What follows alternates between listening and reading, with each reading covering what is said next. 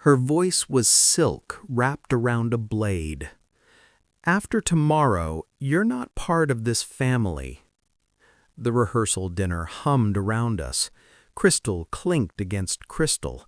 Laughter bubbled from corners where my son held court, radiant in his designer suit, the one she picked, the one I paid for. Madison smiled, waiting, like she'd just asked me to pass the salt. I set down my wine glass, slowly. The stem caught the candlelight, refracted it into fractured rainbows across the white tablecloth. "Excuse me?" "You heard me." She leaned closer. Her perfume cost more than my mortgage payment. "David needs space to grow. You've been hovering, controlling. It's not healthy." My son, my David. 28 years of birthday candles and scraped knees and midnight fevers. The boy I raised alone after his father's funeral. The man who stood 40 feet away, laughing, oblivious. I looked at her left hand. The ring I'd given her from my grandmother's collection caught the light.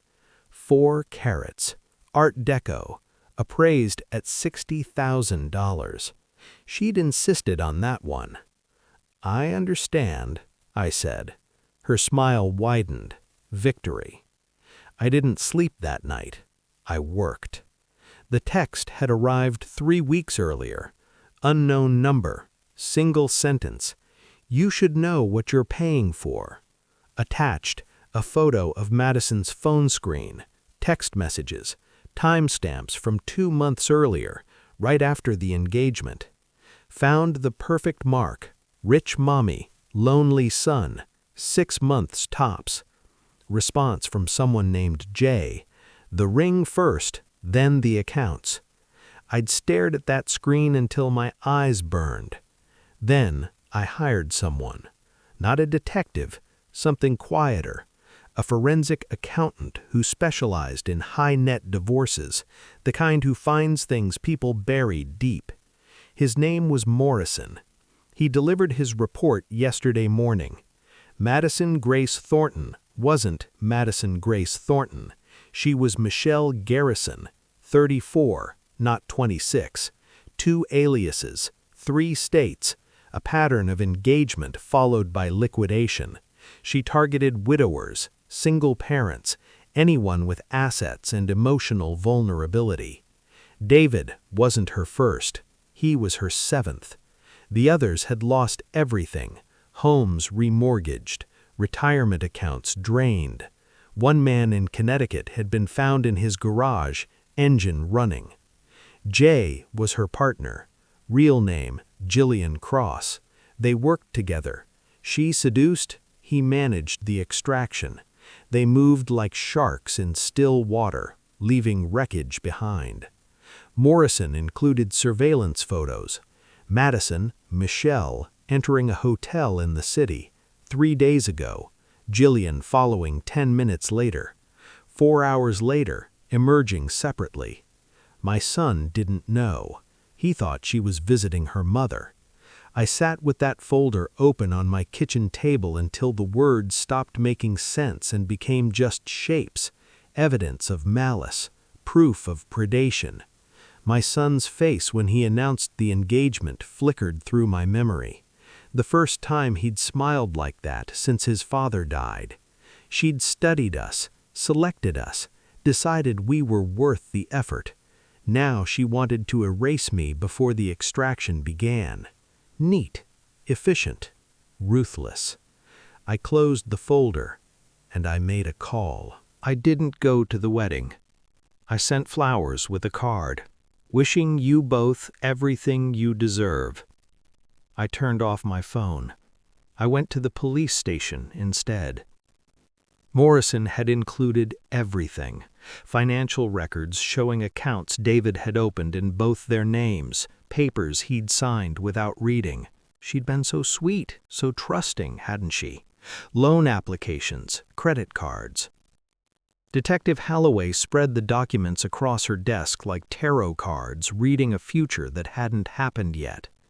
"This is conspiracy to commit fraud," she said. Wire fraud, identity theft. If we can prove pattern and intent, you can. I slid another envelope across. 6 other victims, 3 states. He'll testify. Connecticut, the widower who'd survived. I'd found him through Morrison's network, reached out, listened to his voice crack over the phone as he described losing his home, his savings, his will to continue. Then I asked if he wanted justice. He did. Holloway made 3 calls. By noon, warrants were issued. By 2 p.m., Julian Cross was in custody. By 3, they'd reached the venue. David called me at 3:47 p.m. I almost didn't answer. "Mom," his voice shattered. "Mom, where are you?" I closed my eyes, pressed the phone against my ear like I could hold him through the distance. "Home, baby." "She's gone. The police came and—" A sob cut through, raw, wounded. "They said she's not who she said she was. They said she was going to—" "I know." Silence. Then, "You knew?" 3 weeks. "Why didn't you? Would you have believed me?" The silence answered. He'd been in love, transformed, finally happy after years of carefully constructed emotional walls. If I'd told him, he would have thought I was jealous, controlling, exactly what she'd told him I was. "She said you were trying to keep us apart," he whispered.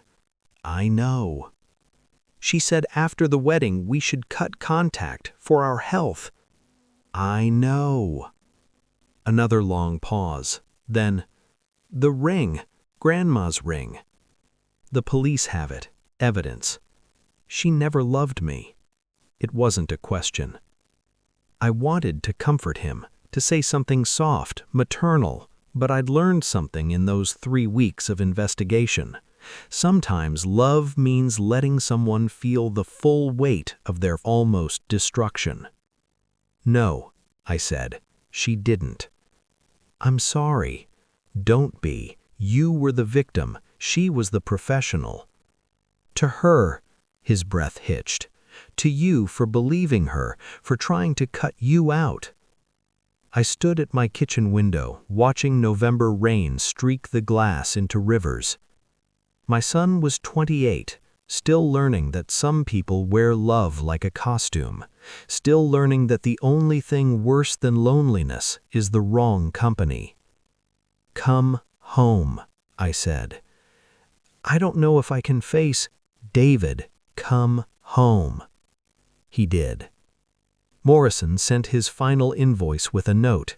"She'll serve 4 to 7 years. He got 8. The Connecticut victim is suing for restitution. Your son's accounts are frozen, but recoverable. You saved him." I burned the note. I didn't save him. I simply refused to let a predator finish feeding. There's a difference. The ring came back in evidence bags 6 months later. I held it up to the light. My grandmother's hands had worn it for 50 years, my mother's for 30. It had survived. So had we. I put it back in the drawer. Some legacies are worth protecting. Even when they don't say thank you, even when they almost chose the knife over your hand, you protect them anyway. That's not heroism. That's just love. Cold, calculated, unbreakable.